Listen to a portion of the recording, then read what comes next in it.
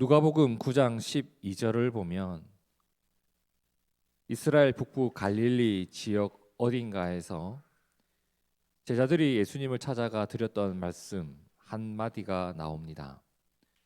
제자들이 예수님께 뭐라고 했냐면 누가복음 9장 12절을 보세요.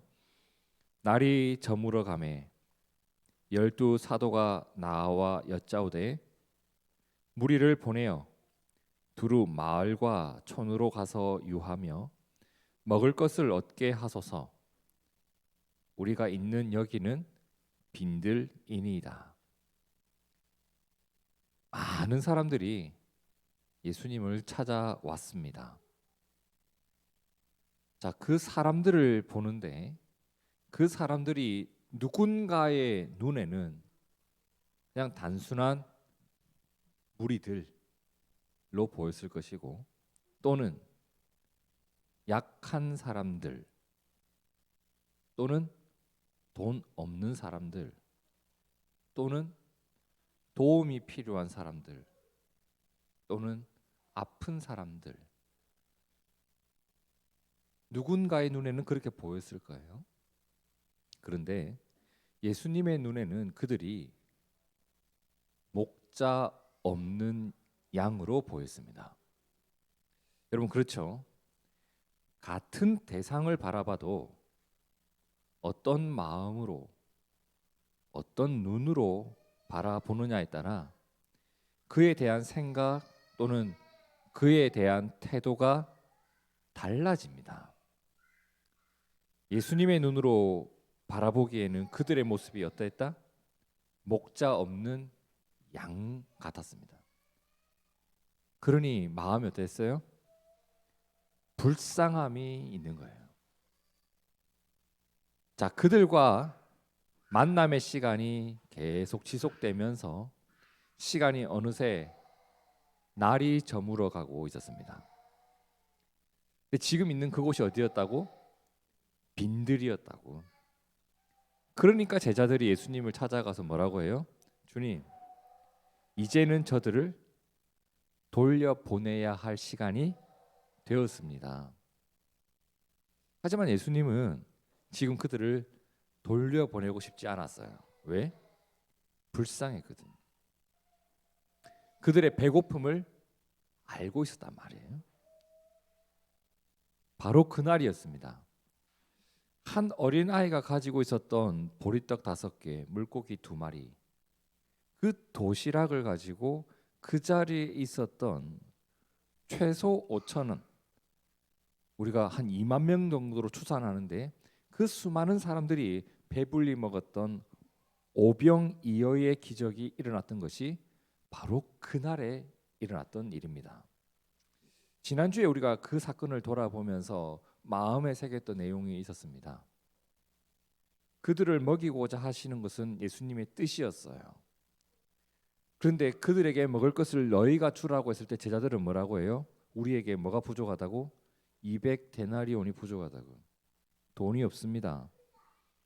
이런 현실과 예수님의 뜻이 충돌을 했는데 그때 예수님께서 제자들에게 200데나리온을 모아오라고 했습니까? 아니요. 예수님은 그분의 뜻을 직접 이루어 가셨습니다.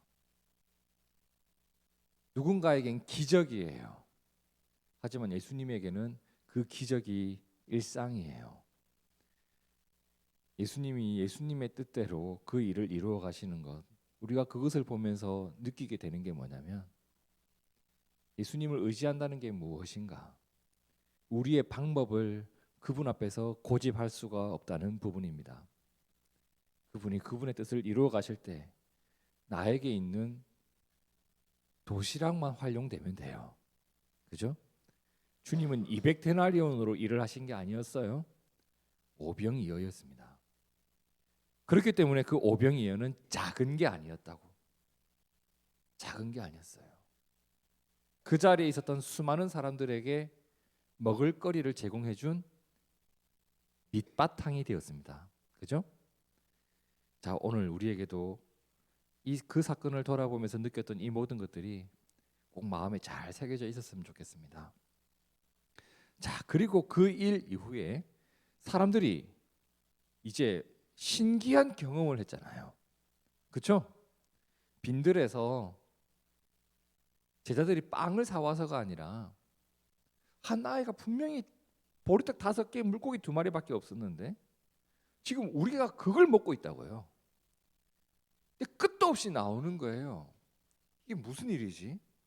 신기해하면서 사람들이 먹었습니다. 일단.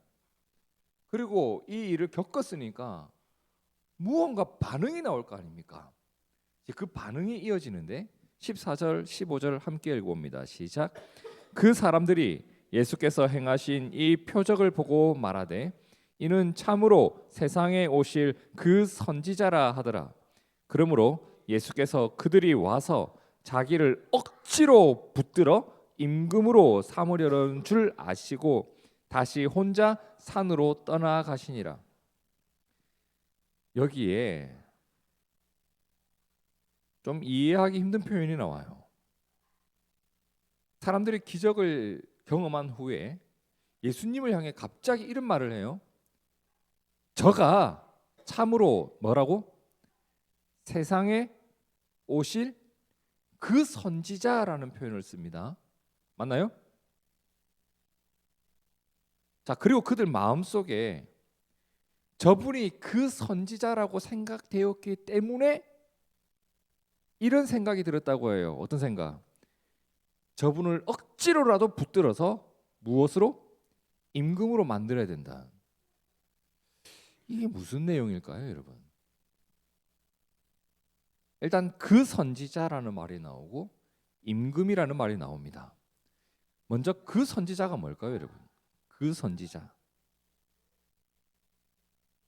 유대인들에게는 이런 믿음이 있었어요. 하나님께서 언젠가 우리를 위해 보내주실 구원자가 분명히 온다.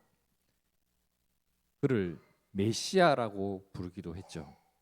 메시아가 우리를 위해 반드시 와서 우리가 이렇게 억압당하고 있는 이 현실, 가난한 이 현실, 고통스러운 이 현실에서 우리를 건져내서 오래전 다윗이 왕이었을 때처럼 이 나라를 강하게 만들 누군가가 반드시 온다라는 믿음이 있었고, 그 믿음이 있다 보니까 무엇이 있었냐면 기다림이 있었다고요. 그들에게는 그 선지자가 바로 그 사람이에요. 그 선지자라는 존재에 대한 지식이 있었어요. 그죠? 그 선지자에 대한 지식이 있었고, 세월이 흐르면서 그 선지자는 이런 자가 될 거야, 그 선지자는 이런 일을 이룰 거야 라고 하는 것이 점점 그들에겐 지식이 쌓여가고 있었단 말이에요. 그런데 지금 오병이어로 우리를 먹인 저 사람이 바로 그분 같아. 틀림없어요. 어떻게 이런 일이 일어날 수가 있겠어? 그 선지자가 아니면, 하나님이 약속하신 그분이 아니면 이 일은 일어날 수가 없어. 그분이 바로 이분이야 라고 하는 마음이 들었던 거예요. 근데 여기서 문제가 생겨요. 예수님을 그들이 추측하고 있는 그 선지자라고 하는 이 지식에 쑤셔 넣어버린 거예요. 그러니까 예수님을 예수님으로 바라본 게 아니라 그 선지자라고 하는 분이 예수님이다. 그러니까 그 선지자라고 하는 그들의 그동안에 쌓아왔던 지식들, 그분에 대한 이해 안에 예수님을 쑤셔 넣어버린 거예요. 이해되시나요? 무슨 말인지? 여기서 예수님에 대한 오해가 생겨요. 예수님은 어떤 분이 되어야 돼? 우리가 알고 있는 그 선지자의 일을 해내야 되는 분이야. 우리가 알고 있는 그 선지자가 예수님인 거예요. 그 오해 속에서 예수님에 대한 엉뚱한 기대가 생기기 시작합니다. 그게 뭐냐면 지금 당장 우리의 왕이 되어서 로마 황제고 뭐고 다 쓸어내고 저 악랄한 헤롯도 쓸어내고 이분이 우리의 왕이 되어가지고 이 나라를 강하게 하실 거야 라고 하는 기대감이 생기는데, 그 기대에서 나온 바람이 뭐예요? 저분이 우리의 왕이 되어야 된다. 임금이 되어야 된다. 여러분, 우리가요 오해와 잘못된 기대 위에 믿음을 쌓아가면요, 아주 심각한 문제가 발생합니다. 예수님에 대한 이해가 있어야지, 예수님에 대한 오해가 있으면요, 그 오해를 기반으로 이상한 신앙 행태가 나오게 돼요. 그러니까 예수님을 믿는다고는 하는데 내가 믿는 게 예수가 아니라 자신의 신념을 따라가고 있는 사람들이 상당히 많습니다, 여러분. 우리의 믿음은요, 꼭 기억하세요. 오해되어진 예수 또는 내가 바라는 무언가, 그런 것 위에 우리의 믿음을 쌓아가면 안 돼요. 믿음을 쌓아가는 반석은 그냥 그분 자체가 되어야 돼요. 모르면 모르는 것 제껴두고 내가 성경을 통해서 확실히 알게 된 예수님 위에 믿음을 쌓아가면 된다고요. 자, 디모데후서 3장 14절에 이런 말씀이 있습니다.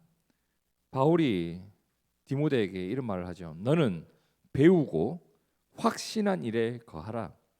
너는 내가 누구에게서 배운 것을 알며 또 어려서부터 성경을 알았나니 성경은 능히 너로 하여금 그리스도 예수 안에 있는 믿음으로 말미암아 구원에 이르는 지혜가 있게 하는 것이 성경이라고 했습니다.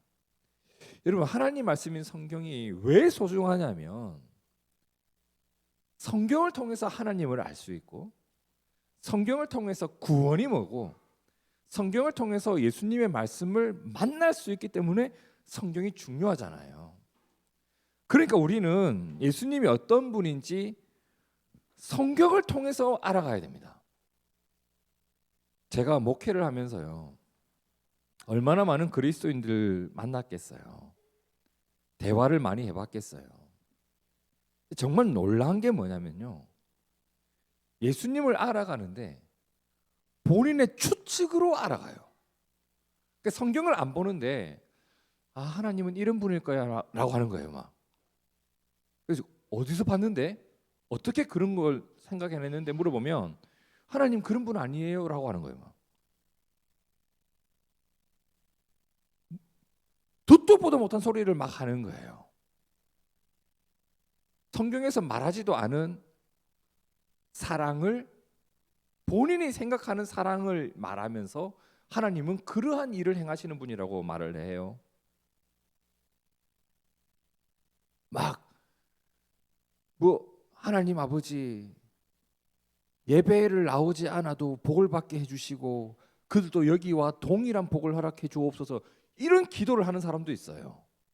어떻게 예배당에 나와 예배를 드리는 자와 자빠져 노는 자가 어떻게 똑같은 복을 받냐고요.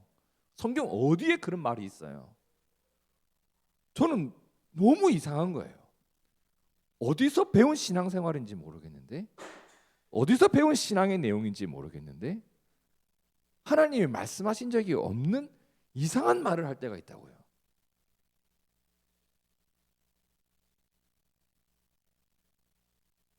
그런데 그러한 오해와 그러한 오해 위에서 쌓아진 신앙생활이 그들의 기도로도 나타나고 그들의 삶으로도 나타나고, 오늘 말씀에는 그들이 오해되어진 예수님 안에서 무엇을 기대합니까? 예수님을 갑자기 우리의 왕으로 추대해야 된다. 이게 당시에는 매우 민감한 주제였습니다.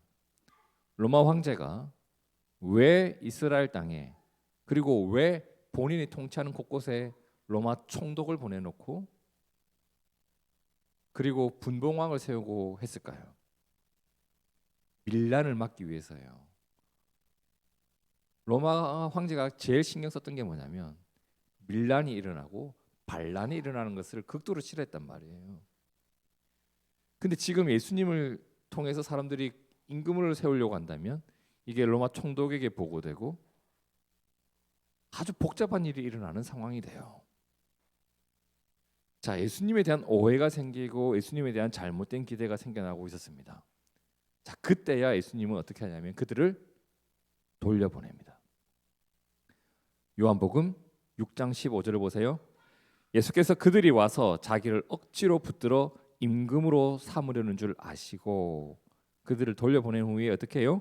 혼자 산으로 떠났다고 합니다. 혼자 어디로? 산으로 갔었어요. 그 산에 왜 갔을까요? 송이버섯 캐러 갔을까요? 왜 갔을까? 산에. 마태복음 14장 23절 함께 읽어봅니다. 시작. 무리를 보내신 후에 기도하러 따로 산에 올라가시니라. 저물매 거기 혼자 계시더니 예수님이 산에 간 건 기도하기 위해서. 자, 여러분, 사람들이 지금 나를 어떻게 하려고 했어요? 왕대접해주고 있었다고요. 맞나요? 사람들이 나를 왕대접하는 자리에 예수님이 지금 계셨단 말이에요. 근데 그 자리에서 홀로 떠나셔가지고 어디로 갔다고? 기도하러 산으로 들어가셨대요. 여러분, 그럼 생각해 보세요. 제가 여기서 많은 말을 하지 않아도, 무슨 설명을 하지 않아도 뭔가 마음에 와닿는 내용이 있지 않으세요? 사람들이 나를 높여주고 있는데, 사람들이 내 얼굴 한번 보려고 막 몰려오고 있는데 그 자리를 떠나서 혼자 있는 자리로 떠나셨다고요. 지금 오병이어라고 하고 오병이어라는 엄청난 사건이 일어났잖아요. 이 사건 직후에는 나의 명성이 하늘을 찌를 듯이 올라가는 순간이라고요. 근데 예수님이 어떻게 하시냐면 그 일이 하나님께서 이루신 일이니까 그 일에 대해서는 하나님을 찬양하고 본인이 그 영광을 빼앗아 가지 않으셨다고요.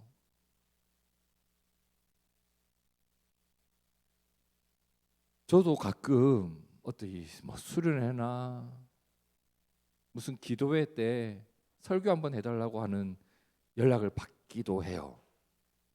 조건을 겁니다. 내 밥은 내가 알아서 먹는다. 두 번째, 사진 달라 하지 마라. 이건 제가 어떤 경우에도 지켜요. 종현이도 잘 알아요. 저하고 어디 가면 거기서 차려주시는 거 먹으면 잘 먹고 올 텐데, 와, 어디 가서 막 구석진 가다가 쌀국수 한 걸 먹고 오고 이러거든요. 내가 거기 가가지고 하나님 말씀 전하러 가가지고 하나님 말씀 전하는 종주제에 무슨 밥을 잘 처먹고 돌아오겠습니까, 여러분? 그저 빈속으로 돌아와도 내 얼굴이 그들에게 알려지지 않아도 그냥 제 할 일은 거기 가서 주의 말씀을 전하고 오는 것밖에 없잖아요.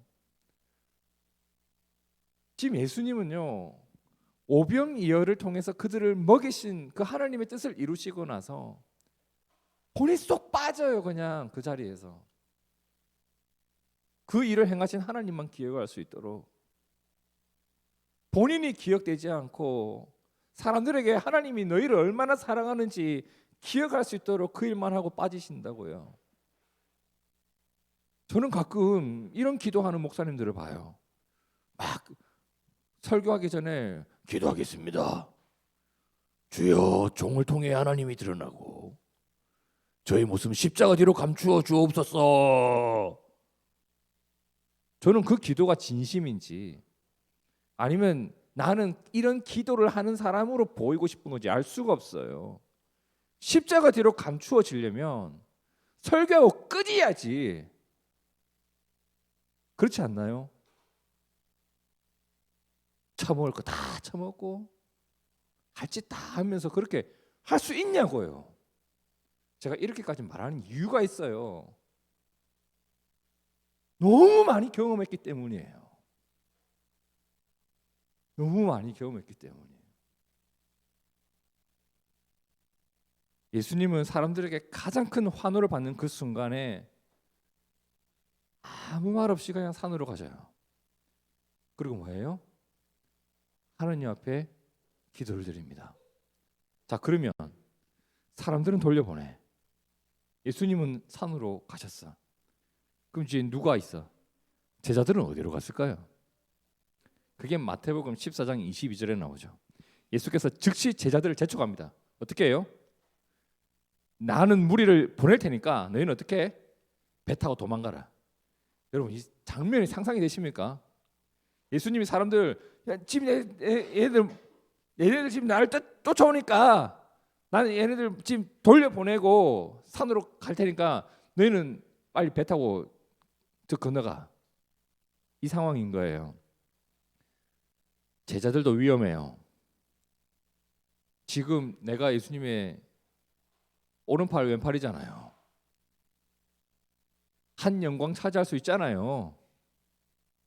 교만에 방자해질 수 있다고. 이 상황 매우 위험해요.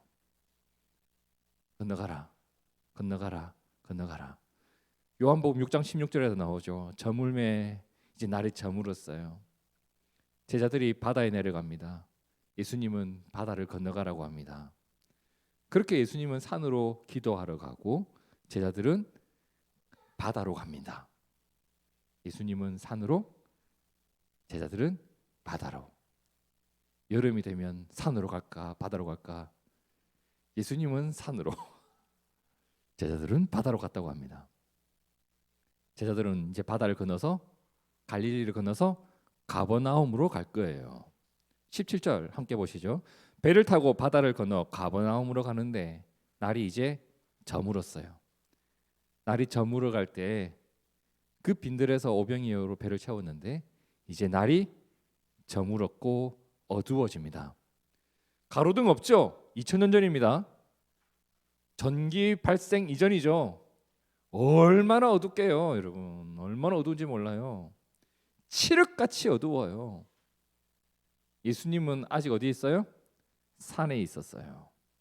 이 상황에서 18절의 사건이 일어납니다. 함께 읽어봅니다. 시작. 큰 바람이 불어 파도가 일어나더라. 여러분 새까만 곳에서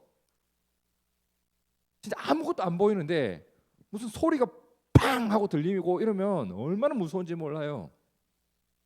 근데 지금 이 바다잖아요. 바람이 부는 거예요.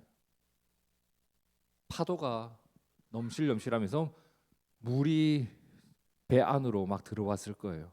상황이 너무 안 좋은 거예요. 얼마나 어려운 상황이었는지 마태복음 14장 24절에 배가 이미 육지에서 술이나 떠났는데 바람이 붑니다.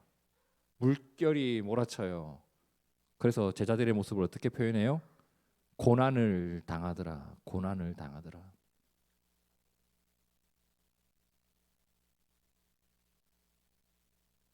예수님과 함께 낮에 이 빈들에서 사람들을 만났고 사람들의 병을 고쳤죠. 날이 저물어 갈 때 제자들은 예수님을 찾아가서 저들을 돌려보내야 됩니다 라고 말을 했고 예수님은 너희가 먹을 걸 주라 라고 하시더니 갑자기 오병이어로 저들을 다 먹였습니다. 그리고 날이 저물었어요. 그리고 나에게 다가온 것은 고난이었습니다. 냉탕과 온탕을 왔다 갔다 하는 것 같지 않아요, 여러분? 낮에는 예수님이 막 병을 고치다가 해가 뉴영뉴영 넘어가는데 사람들이 천국 잔치를 벌여가지고 배부르게 먹고 이제는 우리 홀로 남았는데 사람도 없지. 우리를 바라보던 그 수많은 사람들이 다 떠나가고 심지어 예수님도 보이지 않는데 나는 고난을 당하고 있어요. 이 냉탕과 온탕이 왔다 갔다. 저도 주일에 성도들과 함께 예배를 드리고 그리고 식사를 하고 이제 예배당이 텅 비어 있을 때 홀로 그 예배당을 청소하다 보면요 무서워요. 얼마나 무서운지 몰라요. 예배당 청소할 때 누가 들어올 것 같아가지고. 그리고 밤에 그 느껴지는 그 공허함 있죠. 사람들이 막 아멘 아멘 아멘 하던 그 예배당에 아무도 없고 텅 빈 예배당에 혼자 있는 그 청소하는 그 기분 있잖아요. 막 공허함이 막 밀려올 때가 있거든요. 그리고 핸드폰은 울립니다. 25일은 결제일입니다. 잔고가 충분한지 확인해 주시기 바랍니다. 문자가 막 오고 그런 문자 보면 현실의 무게감 함께 예배드릴 때의 나의 모습과 현실을 마주하면서 살아가고 있는 한 남자로서의 모습, 이런 것들이 느껴지면 참 괴로울 때가 있거든요. 제자들이 지금은 빈들에서 바다로 나의 위치를 옮겨놓은 상황이에요. 그리고 시간이 흘러서 밤 사경쯤 되었다고 합니다. 밤 사경은 우리나라로 치면 새벽 3시에서 6시 사이예요. 그러니까 최소 새벽 3시가 지나가고 있는 그 시간이에요. 지금 내 주변에 사람이 없어. 올 수도 없어. 바다야. 심지어 예수님도 없는 상황이에요. 예수님 지금 어디 있죠? 기도하러 산에 가셨다고요. 이 바람 부는데 째수지. 같이 안 오신 게 얼마나 다행이야. 근데 우리 너무 힘든 거예요. 주님이 보이질 않고 사람들도 보이질 않아. 마가복음 6장 47절, 기도하러 가신 예수님이 뭐 하고 계시는지 한번 봅시다. 함께 읽어봅니다. 시작.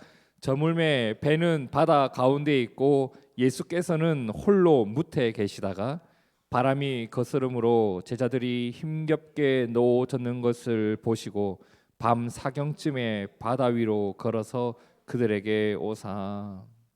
여러분, 예수님이요, 제자들이 힘겹게 노젓고 있는 것을 알고 계셨다고 합니다. 밤에 혼자 기도하러 가셨던 분이신데 그분이 알고 계시고 보고 계셨다고 합니다. 예수님이 나를 보고 계셨다는 것, 이건 사실 제자들의 머릿속에는 없었던 내용이에요. 나를 보고 계실 거다, 이걸 제자들은 상상도 못하는 일이었어요. 그분이 지금 심지어 나에게 오고 있다. 뭐 배를 타고 오는 것은 이해가 되는데 걸어오고 있다, 이건 전혀 기대했던 내용도 아니죠. 나는 몰랐지만 예수님은 나를 보고 계셨고, 나는 모르고 있는데 예수님은 지금 나에게 오고 있어요. 제자들은 이것을 전혀 머릿속으로 상상할 수도 없고 계산도 할 수 없는 내용이에요. 그죠? 예수님이 그들에게 가까이 왔을 때 제자들은 오히려 어떻게 해요? 너무 놀라 자빠지는 거예요. 마가복음 6장 49절에 제자들이 그가, 예수님이 바다 위로 걸어오심을 보고 유령이다! 바람도 불고 파도도 치는데 유령까지 나타난 거예요. 유령까지. 기가 막힌 거죠. 근데 뭐라고 해요? 요한복음 6장 19절, 제자들이 노를 저어 10여리쯤 가다가 예수께서 바다 위로 걸어 배에 가까이 오심을 보고 두려웠죠. 아까 뭐라고 생각했기 때문에 유령이다, 유령이다. 근데 예수님 뭐라고 해요? 나다, 나다. 얘들아, 내가 왔다. 두려워하지 마라. 그러니까 제자들이 어때요?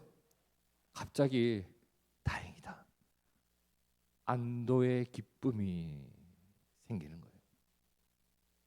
예수님이 오셨대. 어떻게? 몰라, 걸어왔어 지금. 어떻게 그럴 수 있지? 나도 모르겠어. 저분이 어떤 분인데, 저분이 어떤 분인지 나도 잘 모르겠는데 걸어왔어.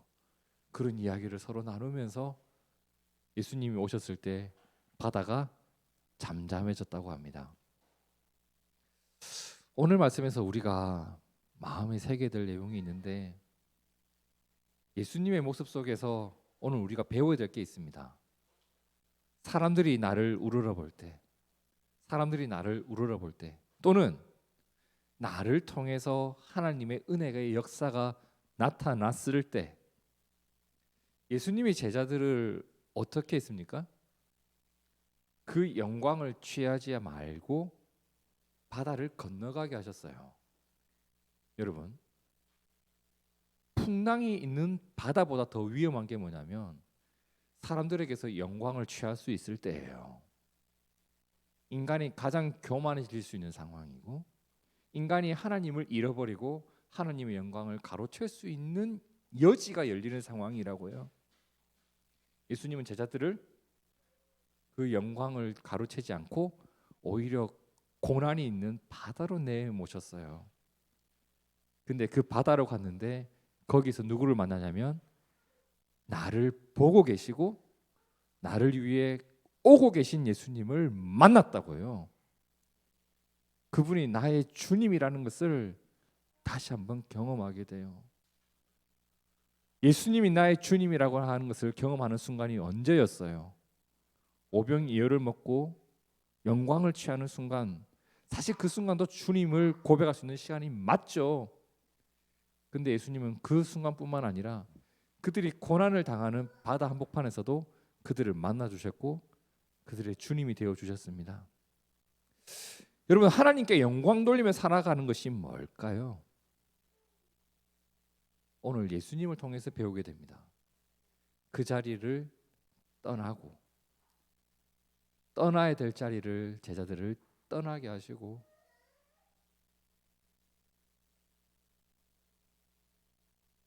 그리고 내 삶에 풍랑이 불어올 때가 있죠. 오늘 제자들처럼 나 홀로 바다에 있는 듯 싶기도 해요. 살 길이 보이지 않고 너무 막막한데 내 주변에 나를 도와줄 수 있는 사람이 보이지를 않아. 가로등 하나 보이지를 않네. 어디로 가야 할지 모르겠네요. 그때 예수님이 나를 보고 있다는 것을 우리가 꼭 기억합시다, 여러분. 둥지교회를요, 예수님이 보고 계신다고요. 여러분의 삶을 예수님이 보고 계신다고요. 너무 막막하고 두려운데 예수님이 지금 나와 함께하고 있는 것이 느껴지질 않는데 내 감각이 무딘 거지 예수님이 나를 보지 않고 있는 게 아니라고요. 그리고 어떻게 해요? 나를 향해 오고 계십니다. 예수님을 의지하면서 살아가는 게 뭘까요, 여러분? 나를 알고 계시고 나에게 다가오시는 예수님을 알고 있는 게 예수님을 의지하는 거예요. 그걸 알고 있기 때문에 뻘짓거리를 안 하는 게 예수님을 의지하는 거라고요. 저도 가끔은 그래요. 큰일 났다, 큰일 났다.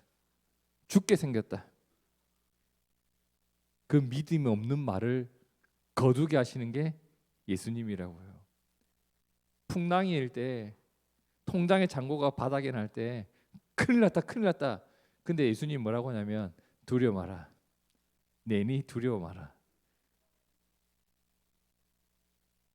오늘 우리가 겸손하셨던 그 예수님을 닮아가고 그리고 나를 알고 계시고 보고 계신 그 예수님을 의지하면서 살아가는 성도이기를 진심으로 축복합니다. 함께 기도하겠습니다.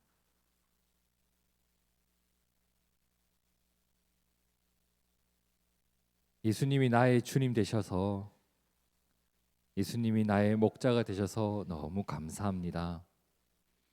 이 믿음으로 살아가는 우리가 하나님의 영광을 취하지 않으셨던 예수님을 닮아가고 그리고 나를 언제나 알고 계시고 나를 보고 계시고 나를 향해 걸어오시는 그 예수님을 의지하며 살아가는 믿음 있기를 구합니다.